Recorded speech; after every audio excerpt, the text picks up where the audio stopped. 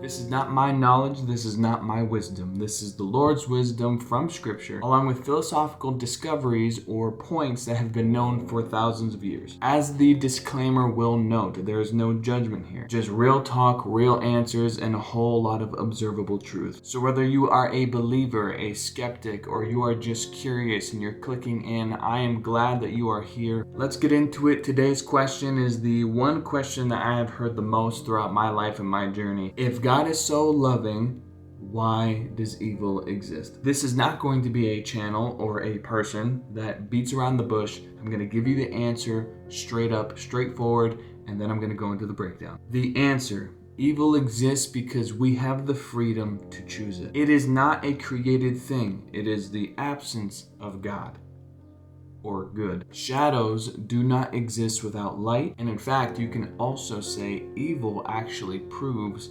God's existence because we recognize it as evil in the first place. Let's break it down. This question comes up a lot, like I said before, whether it's from critics or from people who are simply hurting. If God is so good and so loving, why does evil exist? Why do bad things happen? Here is what I've learned. Wherever you are, find a shadow. Look at it, examine it. Examine its darkness. What is it? What is a shadow? It's a trick question. A shadow isn't its own thing. It is simply an absence of something. Another question. In all of human history, in movies, cinema, writing, what is darkness always related to? If you answered evil, that is very correct. So what is light always related to? The answer being God, a creator. Just like those shadows, evil is not its own thing. It is simply an absence of good.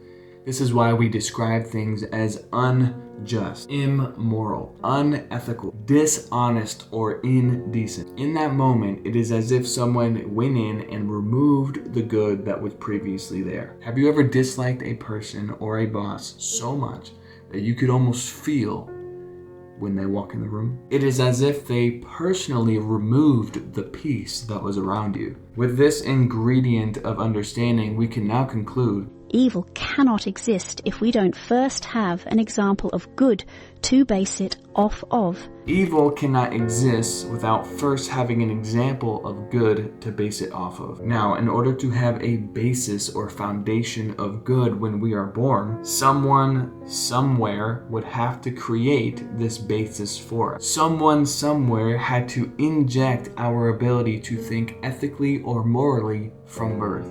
Insert God or whoever, whatever you want to call this creator. Our basis of good cannot exist without God or someone like God first existing. It sounds counterintuitive, but like I said before, in essence, you could actually say if evil exists, this is proof God exists, since we are first aware of what that evil is. Evil exists. This is proof God exists, since we are first aware of what that evil is.